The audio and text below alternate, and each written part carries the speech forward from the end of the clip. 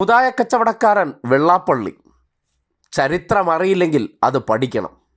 മറ്റൊരു വിഭാഗത്തെ ഈ സമൂഹത്തിൻ്റെ മുന്നിൽ അരികുവൽക്കരിക്കാൻ എന്ത് വിടുവായത്തരവും വിളിച്ചെഴുന്നള്ളുമ്പോൾ സ്വന്തം വീട്ടിലെ അടുപ്പ് പുകയുന്നത് എന്ത് വഴിയിലാണെന്ന് ഈ നാട് കാണുന്നതാണ്.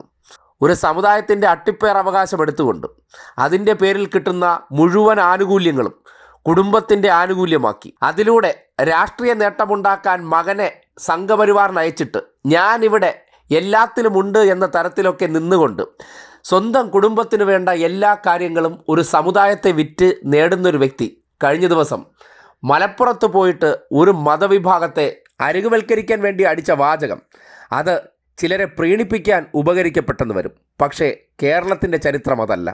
ഈഴവ സമുദായക്കാർ തിങ്ങിപ്പാർക്കുന്നൊരു പ്രദേശത്ത് പോയിട്ട് ഇവിടെ ബാക്കിയുള്ള മതങ്ങൾക്കോ ജാതിക്കാർക്കോ താമസിക്കാൻ കഴിയില്ലെന്ന് പറഞ്ഞാൽ എന്തായിരിക്കും അവസ്ഥ? അതാണിപ്പോൾ മലപ്പുറത്ത് ചെന്നിട്ട് ആ നാടിൻ്റെ ചരിത്രത്തെക്കുറിച്ച് അറിയാതെ ഉള്ളിലുള്ള മതവിദ്വേഷം അത് മുറുകെ പിടിച്ചുകൊണ്ട് ഇന്നലെ ആ ഒരു തെമ്മാടുത്ത വാചകമടിച്ചതും. ആ വാചകത്തെ സംബന്ധിച്ച് റിപ്പോർട്ടർ ചാനലിലെ ഉണ്ണി ബാലകൃഷ്ണൻ ചില ചരിത്രങ്ങൾ ഓർമ്മപ്പെടുത്തുന്നുണ്ട്. അറിഞ്ഞുടങ്ങി വെള്ളാപ്പള്ളി അത് പഠിക്കണം. നടേശൻ്റെ ഉദ്ദേശം എന്താണെന്ന് ഈ നാടിന് നല്ല ബോധ്യമുള്ളതാണ്. കഴിഞ്ഞ കുറച്ച് തെരഞ്ഞെടുപ്പായി അത് കാണുന്നതാണല്ലോ. കുടുംബത്തിൽ രാഷ്ട്രീയ ആനുകൂല്യങ്ങൾ കൊണ്ടുവരാനും ഒരു മറയാണ് വെള്ളാപ്പള്ളിയെ സംബന്ധിക്കുന്നിടത്തോളം ഈഴവ സമുദായം. ആ സമുദായത്തെ ഉയർത്തിക്കാട്ടി അതിന് പിന്നോക്ക സമുദായം എന്നുള്ള നിലയ്ക്ക് വരുന്ന ഗ്രാൻറ്റുകളും ആനുകൂല്യങ്ങളും കോളേജുകളുമെല്ലാം തൻ്റെ കുടുംബത്തിൻ്റെ ഓഹരിയാക്കി വെച്ച് അനുഭവിക്കുന്ന പരിപാടിയാണ് കഴിഞ്ഞ കുറേ കാലമായി എടുത്തുകൊണ്ടിരിക്കുന്നത്. അങ്ങനെ സമുദായത്തെ വിറ്റ് കുടുംബം പുലർത്തുന്ന അദ്ദേഹം ഇന്നിപ്പോൾ ഈ നാടിൻ്റെ മതേതരത്വത്തെ തകർക്കാൻ ഒരു ജില്ലയെ തന്നെ ആക്ഷേപിക്കുന്ന ഒരു ഡയലോഗ് അടിക്കുമ്പോൾ കുറച്ച് സംഘപരിവാറുകാരുടെ കയ്യടി കിട്ടും. അതിനപ്പുറത്തേക്ക് ആ ജില്ല എന്തെന്നോ ആ ജില്ലയുടെ ചരിത്രം എന്തെന്നോ ആ ജില്ല എങ്ങനെയാണ് ഈ നാടിൻ്റെ തലപ്പൊക്കമായി മാറുന്നതെന്ന യാഥാർത്ഥ്യത്തെക്കുറിച്ച് കൂടി ഈ വിടുവായൻ ചില കാര്യങ്ങൾ അറിഞ്ഞിരിക്കണം. അതാണ് ഉണ്ണി ബാലകൃഷ്ണൻ ഇന്നലെ എണ്ണി പറഞ്ഞു വെച്ചത്. കേരളത്തിലെ ഈഴവ വിഭാഗങ്ങൾക്ക് ഈ ജോലി എടുക്കാൻ, സ്വന്തമായി തൊഴിൽ കണ്ടെത്താൻ, കച്ചവടം നടത്താനൊക്കെ ഉണ്ടല്ലോ ധനസഹായം നൽകിയിരുന്നു. ആ ധനസഹായത്തിന്റെ പേരാണ് മൈക്രോ ഫിനാൻസ് എന്ന് പറയുന്നത്. ആ മൈക്രോ ഫിനാൻസ് തട്ടിപ്പിലെ പ്രതിയാണെന്ന് പറയുന്ന വെള്ളാപ്പള്ളി നടേശൻ ഭയങ്കര സമുദായ സ്നേഹമാണല്ലോ. ആ സമുദായത്തെ ഉദ്ധരിക്കാൻ ഇറങ്ങി പുറപ്പെട്ടപ്പോൾ എന്താ പറ്റിയെന്നറിയോ? മൈക്രോ ഫിനാൻസ് തട്ടിപ്പിന്റെ പേര് എത്ര കോടിയുടെ തട്ടിപ്പാ? 15 കോടിയുടെ തട്ടിപ്പാ. ആ 15 കോടിയുടെ തട്ടിപ്പുമായിട്ട് ബന്ധപ്പെട്ട് വിജിലൻസ് കേസിന് പോയതാരാ? കേരളത്തിന്റെ മുഖ്യമന്ത്രിയായിരുന്ന VS അച്യുതാനന്ദനാണെന്നേ. അതാണ് ഈ പറയുന്ന സമുദായ സ്നേഹി പറയുന്ന കാര്യം എന്ന് പറയുന്നത്. ഈ ഭയങ്കര സമുദായത്തിന്റെ ഉദ്ധരണത്തിന് വേണ്ടിയിട്ട് സഞ്ചരിച്ചാൽ 4 അമ്പലങ്ങൾ ഉണ്ടാവും. അതൊരു തെറ്റല്ല. കാരണം ഓരോ മതവിഭാഗങ്ങൾ കൂടുതലായി താമസിക്കുന്ന സ്ഥലത്ത് അവരുടേതായിട്ടുള്ള ആരാധനാലയങ്ങളും അവരുടേതായിട്ടുള്ള ആചാരങ്ങളൊക്കെ ഉണ്ടാകും. അങ്ങനെ പലതരത്തിലുള്ള ആരാധനാലയങ്ങളും ആചാരങ്ങളും ഒക്കെ സമ്മിശ്രമായി ജീവിക്കുന്ന മനോഹരമായ ഒരു സ്ഥലമാണ് കേരളം എന്ന് പറയുന്നത്. അവിടെ വിവേചനം കാണേണ്ട കാര്യമില്ല. ഇപ്പൊ ഞാൻ ഈ നേരത്തെ സൂചിപ്പിച്ച ഒരു മുസ്ലിം മതപണ്ഡിതനോ മുസ്ലിം മതമേധാവിയോ ആലപ്പുഴ വന്നിട്ട് ഞാനിപ്പോൾ സഞ്ചരിച്ച ഒരു ഹിന്ദു രാജ്യത്തിലൂടെയാണെന്ന് തോന്നുന്നു എന്ന് പറഞ്ഞാൽ എന്തായിരിക്കും സ്ഥിതി? ഈ തരത്തിലുള്ള പ്രസ്താവനയാണ് യഥാർത്ഥത്തിൽ ഇന്ന് വെള്ളാപ്പള്ളി നടേശൻ നടത്തിയിരിക്കുന്നത് പറയുന്നത്. കാരണം അറിയാം, വെള്ളാപ്പള്ളി നടേശന് മലപ്പുറത്തിന്റെ ചരിത്രം അറിയത്തില്ല, കേരളത്തിന്റെ ചരിത്രം അറിയത്തില്ല. അതൊക്കെ അദ്ദേഹം ഒന്ന് പഠിക്കണം. എന്താണ് ഈ മലപ്പുറത്തിന്റെ പ്രത്യേകത എന്ന് പറഞ്ഞാൽ, മലപ്പുറം എന്ന് പറയുന്ന ഒരു ചെറിയ ജില്ലയാണോ? ആ മണ്ണെന്ന് പറയുന്നത് കേരളത്തിന് നൽകിയിട്ടുള്ള സംഭാവനകൾ ചെറുതാണോ? നമ്മളൊക്കെ ഇപ്പോൾ ഇവിടെ സംസാരിക്കുന്ന മലയാള ഭാഷയാണല്ലോ അല്ലെ? ആ ഭാഷയുടെ പിതാവായിട്ടുള്ള എഴുത്തച്ഛൻ എവിടെയാണ് ജനിച്ചത്? മലപ്പുറത്താണ് ജനിച്ചത്. തിരൂര് തുഞ്ചംപറമ്പ് അതിന്റെ സ്മാരകമാണ് അല്ലെ? നമ്മൾ ഇന്നീ പറയുന്ന ഈ ഒരു പ്രത്യേക വിഭാഗത്തെ മോശക്കാരായി ചിത്രീകരിക്കുമ്പോൾ മറ്റൊരു വിഭാഗത്തെ ഉയർത്തിവിടുന്നത് കൊണ്ട് ആ വിഭാഗത്തിലെ പ്രമുഖരുടെ പേര് തന്നെ ഞാൻ പറയാന്നേ. ഇന്ന് മലയാളത്തിൽ ഏറ്റവും മഹത്തായ ഭക്തികാവ്യം എഴുതിയിട്ടുള്ള ജ്ഞാനപ്പാന എഴുതിയിട്ടുള്ള പൂന്താനം നമ്പൂതിരിയുടെ സ്ഥലത ഈ പറയുന്ന മലപ്പുറമാണ്. അതേപോലെ കേരളത്തിലെ അമ്പലങ്ങളിലെല്ലാം പാടിക്കൊണ്ടിരിക്കുന്ന നാരായണീയമുണ്ടല്ലോ, അത് എഴുതിയിട്ടുള്ള മേൽപ്പത്തൂർ ഭട്ടതിരിപ്പാടുണ്ട്. ആ മേൽപ്പത്തൂർ ഭട്ടതിരിപ്പാടിന്റെ സ്ഥലം എന്ന് പറയുന്നത് മലപ്പുറമാണ്. ഇന്നും ഈ പറയുന്ന കേരളത്തിലെ ക്ഷേത്രങ്ങൾക്ക് മുമ്പിലെ സോപാനത്തിൽ നിന്ന് പാടുന്ന സോപാന സംഗീതമുണ്ടല്ലോ, ആ സംഗീതത്തിന്റെ ഏറ്റവും പ്രമുഖനായ വക്താവായിട്ടുള്ള ഞരളത്ത് രാമപൊതുവാളെന്ന് പറയുന്നത് മലപ്പുറം ജില്ലയിൽ നിന്ന് വരുന്ന ആളാണെന്നേ.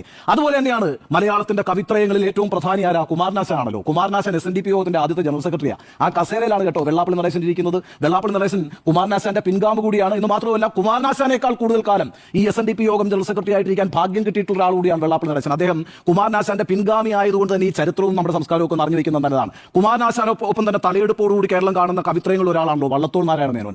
അദ്ദേഹത്തിന്റെ സ്ഥലം എന്ന് പറയുന്നത് മലപ്പുറമാണ്. ഈ രീതിയിൽ എത്ര വലിയ സംഭാവനകളാണ് മലപ്പുറം നമ്മുടെ ഭാഷയ്ക്ക്, നമ്മുടെ സംസ്കാരത്തിന്, നമ്മുടെ രാഷ്ട്രീയത്തിനൊക്കെ സംഭാവന ചെയ്തിട്ടുള്ളത്. അധികാരം കൊയ്യണം ആദ്യം നാം, അതിനുമേലാകട്ടെ പൊന്നാരി എന്ന് പറഞ്ഞിട്ടുള്ള എടശ്ശേരി ഗോവിന്ദൻ നായരുണ്ടല്ലോ, ഈ പറയുന്ന ഭൂതപ്പാട്ട് എന്ന് പറഞ്ഞ കവിത എഴുതിയിട്ടുള്ള ആ ഇടശ്ശേരിയുടെ സ്ഥലം എന്ന് പറയുന്നത് മലപ്പുറം. അതെ, PC കുട്ടിക്കൃഷ്ണൻ എന്ന് പറയുന്ന ഉറൂബ് എന്ന് പറയുന്ന മലയാള നോവൽ സാഹിത്യത്തിൽ ഏറ്റവും മികച്ച സംഭാവനകൾ നൽകിയിട്ടുള്ള എഴുത്തുകാരിൽ ഒരാളായിട്ടുള്ള ഉറൂബിന്റെ സ്ഥലമാണ് ഈ പറയുന്ന എന്താ പറയാ മലപ്പുറം എന്ന് പറയുന്നത്. ഇന്ത്യൻ ചിത്രകലയ്ക്ക് ഞാൻ ഓരോ ഭാഗമായിട്ടാണ് പറയുന്നത്, മലപ്പുറത്ത് നിങ്ങൾ അങ്ങനെ കുറച്ച് കാണണ്ട. ഇന്ത്യൻ ചിത്രകലയ്ക്ക് ഏറ്റവും മികച്ച സംഭാവന നൽകിയിട്ടുള്ള KCS പണിക്കരുടെ സ്ഥലം എന്ന് പറയുന്നത് മലപ്പുറമാണ്. അതേപോലെ തന്നെ എന്റെ സഹപ്രവർത്തനായിരുന്നു കേട്ടോ, ഞാൻ ഒരുമിച്ച് വർക്ക് ചെയ്തിട്ടുള്ളതാണ് ആർട്ടിസ്റ്റ് നമ്പൂരി, വരയുടെ തമ്പുരാൻ എന്നാണ് അദ്ദേഹത്തെ വിളിക്കുന്നത്. ആർട്ടിസ്റ്റ് നമ്പൂരി, ഞാൻ അദ്ദേഹത്തിന്റെ വീട്ടിൽ പോയിട്ടുണ്ട്, പൊന്നാനിയാണ് വീട്, മലപ്പുറത്തുകാരനാണെന്നേ. ഇനി ലോക കമ്മ്യൂണിസത്തിന് ഇന്ത്യ സംഭാവന ചെയ്തിട്ടുള്ള ഏറ്റവും പ്രധാനപ്പെട്ട 2 ചിന്തകരുണ്ട്. ആ 2 ചിന്തകരും വന്നത് മലപ്പുറത്തുനിന്നാണ്. ഒരാൾ EMS നമ്പൂരിപ്പാടാണ് അദ്ദേഹത്തിന്റെ പേര്, കേരളത്തിന്റെ ആദ്യത്തെ മുഖ്യമന്ത്രിയായിരുന്നു, മലപ്പുറംകാരനാണ്. എലങ്കളം മനയാണ് അദ്ദേഹത്തിന്റെ ദേശം എന്ന് പറയുന്നത്, അദ്ദേഹത്തിന്റെ കുടുംബം എന്ന് പറയുന്നത്. പിന്നെ ഒരാൾ K ദാമോദരനാണ്. ഇന്നും കേരളത്തിൽ ഏറ്റവും കൂടുതൽ ആളുകൾ ബലിതർപ്പണം നടത്തുന്നത് എവിടെയാണ്? തിരുനാവായിലാണ്. ആ തിരുനാവായ എന്ന് പറയുന്നത് മലപ്പുറത്താണ്. മലപ്പുറത്തിന് അങ്ങനെ വലിയ ചരിത്രമുണ്ട്.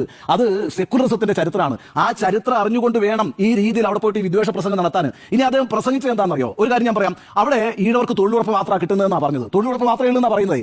ഈ തൊഴിലുറപ്പിന് പകരം കേരളത്തിൽ പിന്നാക്ക വികസന കോർപ്പറേഷൻ ഉണ്ട്, പിന്നാക്ക വികസന കോർപ്പറേഷൻ. ആ പിന്നാക്ക വികസന കോർപ്പറേഷനെ കേരളത്തിൽ ഈഴവ വിഭാഗങ്ങൾക്ക് ഈ ജോലി എടുക്കാൻ, സ്വന്തമായി തൊഴിൽ കണ്ടെത്താൻ, കച്ചവടം നടത്താനൊക്കെ ഉണ്ടല്ലോ ധനസഹായം നൽകിയിരുന്നു.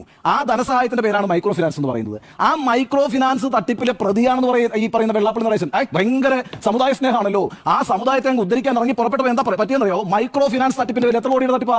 15 കോടിയുടെ തട്ടിപ്പാ. ആ 15 കോടിയുടെ തട്ടിപ്പുമായിട്ട് ബന്ധപ്പെട്ട് വിജിലൻസ് കേസിന് പോയതാരാ? കേരളത്തിന്റെ മുഖ്യമന്ത്രിയായിരുന്ന VS അച്യുതാനന്ദനാണെന്നേ. അതാണ് ഈ പറയുന്ന സമുദായ സ്നേഹി പറയുന്ന കാര്യം എന്ന് പറയുന്നത്, ഈ ഭയങ്കര സമുദായത്തിന്റെ ഉദ്ധരണത്തിന് വേണ്ടിയിട്ട്. ഇനി ഞാൻ വേറെ കാര്യം ചോദിച്ചോട്ടെ, അദ്ദേഹം തന്നെ ഈ പ്രസംഗത്തിൽ പറയുന്ന രസകരമായ ഒരു കാര്യമുണ്ട്. ഇങ്ങോട്ടേക്കൊക്കെ എന്നെ വിളിക്കാണ്ട് ഞാൻ വരാറില്ലാന്ന്. ഇങ്ങോട്ടേക്കൊക്കെ എന്നെ വിളിക്കാൻ കാരണം എന്താ അറിയാം? അവിടെ ആള് കുറവാ, ഈ സംഘടനയ്ക്ക് ആൾ കുറവാ. അപ്പൊ അദ്ദേഹം ജനറൽ സെക്രട്ടറി ആയിരിക്കുന്ന സംഘടനയ്ക്ക് ആൾ കുറവായതുകൊണ്ട് അദ്ദേഹത്തിന്റെ തന്നെ അവരോടുള്ള അപ്രോച്ച് ഇതാണ്. അതുകൊണ്ടാണ് അദ്ദേഹം ആ പരിപാടികളൊന്നും പങ്കെടുക്കാതെ പലപ്പോഴും വടക്കോട്ടേക്ക് യാത്രയില്ലാതിരിക്കുന്നത്. നിങ്ങൾക്കൊരു കാര്യം അറിയാമോ? മഞ്ചേരി NSS കോളേജ് ഉണ്ടല്ലോ, എത്ര കാലമായിട്ടാണ് മഞ്ചേരിയിൽ NSS കോളേജ് നിൽക്കുന്നത്? എന്തായാലും കാര്യം അവിടെ മറ്റേ നായർ ഭൂരിപക്ഷമുണ്ടാ? അല്ല, മഞ്ചേരി എന്ന് പറയുന്നത് NSSന്റെ പ്രയോറിറ്റിയിലൊരു സ്ഥലമാണ്. അതുകൊണ്ടാണ് അവരവിടെ ഒരു കോളേജ് ഉണ്ടാക്കിയിരിക്കുന്നത്. നിങ്ങളുടെ പ്രയോറിറ്റിയിൽ അതുണ്ടോ ഇല്ലയോ എന്നുള്ളതല്ലേ ചോദ്യം. NSS SNDP ഒക്കെ ചോദിക്കുമ്പോൾ വാരിക്കോരി കൊടുക്കുന്നുണ്ടെന്ന് വിദ്യാഭ്യാസ സ്ഥാപനങ്ങളൊക്കെ. പക്ഷേ SNDPയുടെ തീരുമാനം തിരുവിതാംകൂറാ, അവരുടെ പ്രയോറിറ്റി തിരുവിതാംകൂറാണ്. അവിടെയാണ് കൂടുതൽ വിദ്യാഭ്യാസ സ്ഥാപനങ്ങൾ അവർ സ്ഥാപിച്ചിട്ടുള്ളത്. ആ പ്രയോറിറ്റി അവിടെ ഇല്ലെങ്കിൽ ഗവൺമെന്റ് ഒന്നും ചെയ്യാൻ കഴിയില്ല. നിങ്ങൾ പറയണം മലപ്പുറത്ത് ഞങ്ങൾക്ക് കോളേജ് വേണം, ഞങ്ങൾക്ക് സ്കൂൾ വേണം എന്ന് പറയണം. അതായത് ഞാനിപ്പോൾ വളരെ കുറവേ ഇങ്ങോട്ട് വരാറുള്ളൂ, ഞാൻ അങ്ങനെ വരാറ് തന്നെ ഇല്ല എന്ന് പറയുന്ന ജനറൽ സെക്രട്ടറിയുടെ അപ്രോച്ച് തന്നെ ആ ജില്ലയോട് അങ്ങനെ ആയിരിക്കുമ്പോൾ അവരെന്തെങ്കിലും ചോദിച്ചു വാങ്ങുമെന്ന് ഞാൻ വിചാരിക്കുന്നില്ല. വെള്ളാപ്പള്ളിയോളം കപട സാമുദായിക നേതാക്കന്മാർ ചിലപ്പോൾ ഈ നാട്ടിലുണ്ടാകത്തില്ല. അല്ലെങ്കിൽ തന്നെ സാമുദായിക തലപ്പത്തിരിക്കുന്ന എല്ലാം അവസരവാദികളാണെന്നുള്ള കാര്യത്തിൽ ഒരു സംശയവുമില്ലാത്ത കാര്യമാണ്. അവരുടെ ലക്ഷ്യം സമുദായമല്ല, അല്ലെങ്കിൽ സമുദായ ഉദ്ധാരണമൊന്നുമല്ല, സ്വന്തം കുടുംബത്തിൻ്റെ ഉദ്ധാരണം എന്നതിനപ്പുറം മറ്റൊരു ലക്ഷ്യവുമില്ല. അതിന് ഏത് സാമുദായിക നേതാക്കന്മാരായിരുന്നാലും വ്യക്തിപരമായി എടുത്ത് പരിശോധിച്ചു കഴിഞ്ഞാൽ സമുദായത്തെ അങ്ങ് ഉദ്ബോധിപ്പിച്ച് കളയാമെന്നുള്ള ചിന്തയൊക്കെ വളരെ വിരളമാണ്. VS അച്യുതാനന്ദൻ എന്തുകൊണ്ട് ഇതിൽ പറഞ്ഞ ഉണ്ണി ബാലകൃഷ്ണൻ എന്ന വ്യക്തിയെ പിന്നോക്ക വികസന കോർപ്പറേഷനിൽ നിന്ന് 15 കോടി രൂപ തട്ടിയെടുത്ത വിഷയത്തിൽ വിജിലൻസ് കേസിൽ പെടുത്തിയെന്ന് പറഞ്ഞാൽ അത് തന്നെ സമുദായത്തിന് വിറ്റതിന് ഉദാഹരണമാണ്. കൊള്ളപ്പലിശക്കാർ പോലും ചെയ്യാത്ത രീതിയിലാണ് സ്വന്തം സമുദായത്തെ സർക്കാരിൽ നിന്ന് കിട്ടിയ 15 കോടി രൂപ ഉപയോഗപ്പെടുത്തി കൊള്ളയടിച്ചുകൊണ്ടിരുന്നത്. കേവലം 2% താഴെ പലിശയ്ക്ക് 15 കോടി രൂപയാണ് പിന്നോക്ക വികസന കോർപ്പറേഷനിൽ നിന്ന് ഈ സമുദായിക സ്നേഹിക്ക് കൊടുത്തത്. അത് വാങ്ങിയെടുത്ത് മൈക്രോ ഫിനാൻസ് എന്ന് പറയുന്ന SNDPയുടെ യൂണിറ്റുകളിലൂടെ 15% പലിശയ്ക്ക് കൊടുത്ത ആ വട്ടിപ്പലിശക്കാരനുണ്ടല്ലോ, അതാണ് യഥാർത്ഥ വെള്ളാപ്പള്ളി. ആ വട്ടിപ്പലിശക്കാരന് സമുദായ സ്നേഹമല്ല. ആ വട്ടിപ്പലിശക്കാരൻ്റെ ഇപ്പോഴത്തെ ലക്ഷ്യം ഇവിടെ സംഘപരിവാറുകാർക്ക് എങ്ങനെയും വേരുറപ്പിക്കാനുള്ള അവസരമുണ്ടാക്കുക എന്നുള്ളതാണ്. അതിനു വേണ്ടത് അവരെ സംതൃപ്തിപ്പെടുത്താൻ അവർക്ക് വേണ്ട മതവിദ്വേഷം പറയുക. അത് നല്ലൊരു ഉളുപ്പില്ലാത്ത നാവും നല്ല തൊലിക്കട്ടിയും ഉള്ളതുകൊണ്ട് എവിടെയും പോയി സമുദായത്തിൻ്റെ പേരിൽ വിളിച്ചു പറയും. അപ്പോൾ കുറച്ച് കയ്യടി കിട്ടും. അതുമാത്രമാണ് ചെയ്തിരിക്കുന്നത്. ആ ചെയ്ത പ്രവർത്തനത്തിനോട് കേരളത്തിന് ക്ഷമിക്കാൻ കഴിയില്ല. ഇനി അത് ഏത് നടേശനാണെങ്കിലും ശരി, ഈ നാടിൻ്റെ മതേതരത്വം തകർക്കാനോ ഈ നാട്ടിലെ ഒരു മതവിഭാഗത്തെ അന്യവൽക്കരിക്കാനോ അവരെ ആക്രമിക്കാൻ വേണ്ടി ഈ സമൂഹത്തിൻ്റെ മുന്നിൽ എറിഞ്ഞു കൊടുക്കാൻ വേണ്ടിയാണ് നടേശനെ പോലുള്ള വിടുവായന്മാർ തയ്യാറാകുകയാണെങ്കിൽ അതിനെ ഈ നാട് പ്രതിരോധിച്ചിരിക്കും, ഒരു സംശയവുമില്ല.